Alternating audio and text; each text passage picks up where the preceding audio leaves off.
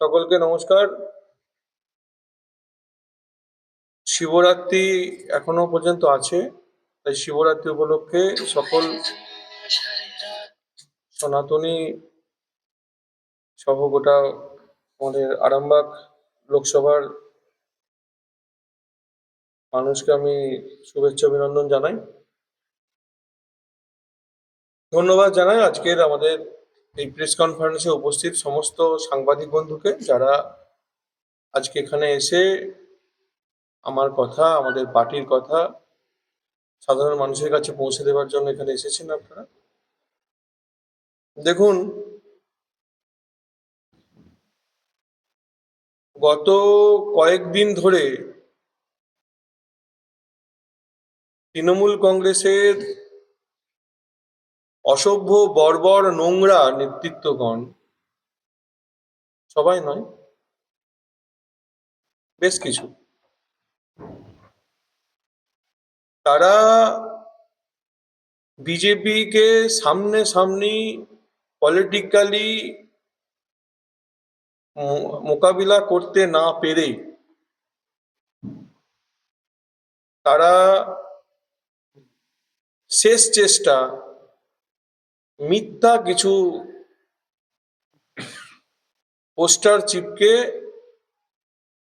বিজেপিকে বদনাম করার চেষ্টা করা হচ্ছে, এবং এই বদনামের জন্য আসল মাস্টার মাইন্ড হচ্ছে আমাদের রাজ্যের মুখ্যমন্ত্রী সহ তার ভাইপো এবং আইপ্যাক। বেশ কিছুদিন ধরেই তাদের এই অশুভ অ্যাক্টিভিটি আমরাও নজরে রাখছি। তারা ভাবছে বোধহয় আমরা অনেক কিছু করে ফেলেছি, সেটা কিন্তু নয়। আমি কয়েকটা দিন বসে দেখছিলাম যে এরা এই নোংরামিটা কোন লেভেলে নিয়ে যায়। তো যেটা গতকাল ভোরবেলা যে পোস্টারিং করা হয়েছে খানাকুল, পুরসুরা সহ, সেই পোস্টারিং এ পুরসুরার ক্ষেত্রে যে পোস্টারিং করা হয়েছে, সেই পোস্টারিং এর মাস্টার মাইন্ড আইপ্যাক, এবং সেই পোস্টারিং রেডি করতে সহযোগিতা করেছে তৃণমূল কংগ্রেসের যুবর, যিনি আরামবাগের সভাপতি, উনি। এবং এই ব্যানারটা ছাপা হয়েছে আরামবাগেরই কোনো এক মিডিয়া হাউসের প্রিন্টারে। সন্ধ্যাবেলা ছাপা হয়েছে, সেখান থেকে রাত্রিবেলা একটা জায়গাতে বসে সুরাপান, মাংস সহ পান করানো হয়েছে, এবং ঠিক 2টোর সময় সেখান থেকে রওনা দেওয়া হয়েছে। রওনা দিয়ে ফার্স্ট আরামবাগ গৌরাটি মোড়, গেট স্ট্যান্ডের কাছে, ওখান থেকে মায়াপুর থেকে একটা টিম খানাকুলের দিকে চলে গেছে, একটা টিম সোজা চলে গেছে পরশুরার দিকে। তো সেই পোস্টার কাপুরুষের মতো রাতের অন্ধকারে তৃণমূল কংগ্রেসের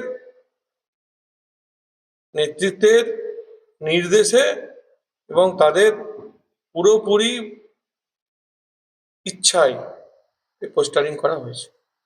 এবারে যেহেতু ওখানে আমার বিরুদ্ধেও একটা কথা মিথ্যাভাবে বলা হয়েছে, আমার উচিত সেটাকে জনমানুষে ক্লিয়ার করে দেয়। একটা বিষয় মনে করবো, আরামবাগে কেন পোস্টারটা দিয়েছে?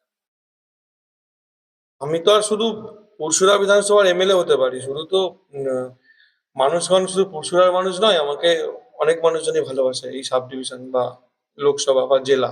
মূলত কি আপনারাই টার্গেট ছিলেন দুজন, আপনি এবং সুশান্ত ঘোষ? দেখুন, টার্গেট কে আছে না আছে সেটা পরের কথা। টার্গেট নিয়েই তো রাজনীতি করছি প্রথম দিন থেকে। যখন তৃণমূলের ভরা যৌবন, তখন থেকেই তো রাজনীতি করছি। তো টার্গেট নিয়ে ভাবি না, এটা হতেই পারে। পলিটিক্যাল পার্টি যারা লিডিং করে তারা টার্গেটেড হয়, ভাবি না এসব নিয়ে। বলা হয়েছে ওখানে একটা মিথ্যা কথা, যে বিজেপি নাকি মন্দির ধ্বংস করে পেট্রোল পাম্প করছে। বিজেপি এই অবান্তর অযৌক্তিক যুক্তি দিয়ে যারা এই কাণ্ড করেছে তাদেরকে বলার জন্য, এবং সাধারণ মানুষের যদি কিছু পার্সেন্টেজও মানুষ এটাকে নিয়ে বিভ্রান্তের মধ্যে থাকে তাদের ক্লিয়ার করবার জন্য আজকে আমাদের এই press conference। তো সেখানে যেহেতু পেট্রোল পাম্পের কথা হয়েছে এবং সেই পেট্রোল পাম্পেতে একটা ছবি দেওয়া হয়েছে, জানি না কার ছবি ওটা, আমি চিনতে পারছি না। তো সেখানে লেখা হয়েছে বিমান পেট্রোল পাম্প। তো আপনারা সবাই জানেন আমি ক্রেতা সুরক্ষা দপ্তরের একজন সদস্য, পশ্চিমবঙ্গ বিধানসভা। তো সেখানেতে নিশ্চিতভাবে পেট্রোল পাম্পটাও সেই দপ্তরের মধ্যে পড়ে। তো আমি সেই আরামবাগ সাব ডিভিশনে যত পেট্রোল পাম্প আছে সব পেট্রোল পাম্পের তালিকা রেডি করেছি এবং তার মালিককে প্রস্তুত করেছি আপনাদেরকে দেওয়ার জন্য। এই হচ্ছে লিস্ট, আপনাদেরকে দিয়ে দেবো। আপনারা ছবি তুলবেন, এত পড়বার সময় নেই, কারণ এখানে অনেকগুলি পেট্রোল পাম্প আছে জানেন। আরামবাগ মহকুমা টোটাল পেট্রোল পাম্পের লিস্ট এখানে আছে এবং মালিকের নাম সব আছে। টোটাল আছে পুরসুরা 5, খানাকুল 5, আরামবাগ 15, গোঘাট 18। ঠিক আছে। তো এই যে 43টা পেট্রোল পাম্প, এই 43টা পেট্রোল পাম্পে মধ্যে কোথায় বিমান ঘোষের নাম আছে বা কোনো ঠিকানা আছে বা কোনো অস্তিত্ব আছে, এটা শুধু মুখে বলে দেওয়ার জন্যই বলা। আর কোথায় মন্দির ভাঙা হয়েছে, তৃণমূল কংগ্রেসের নেতাগণ তারা এই পোস্টারটা পড়ার পর সেই বলে না ঠাকুর ঘরে কি আমি তো কলা খাইনি, তারা নিজেরাই বাইট দিচ্ছে, তারা নিজেরাই বক্তব্য দিচ্ছে হ্যাঁ বিমান ঘোষ তো করেছে, মন্দির ভেঙে পেট্রোল পাম্প করেছে। তার মানে নিশ্চিতভাবে আপনারা বুঝতে পারছেন যে এটা ওরাই করেছে। তো আমি আপনাদের কাছে অনুরোধ করব এই তালিকা জনমানুষে প্রকাশ করে দেওয়ার জন্য। আর কোথায় পুরসুরা এলাকায় লাস্ট 5 বছরে কোনো পেট্রোল পাম্প হয়নি। পুরসুরা বিধানসভায় লাস্ট 5 ইয়ার্স কোনো পেট্রোল পাম্প হয়নি।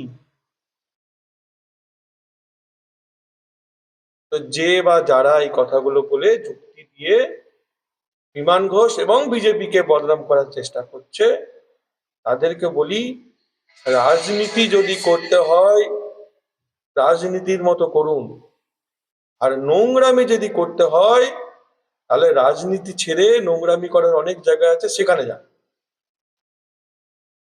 রাজনীতির মানে হচ্ছে রাজার নীতি, মাথা দিয়ে রাজনীতি করুন, নোংরামি না করে।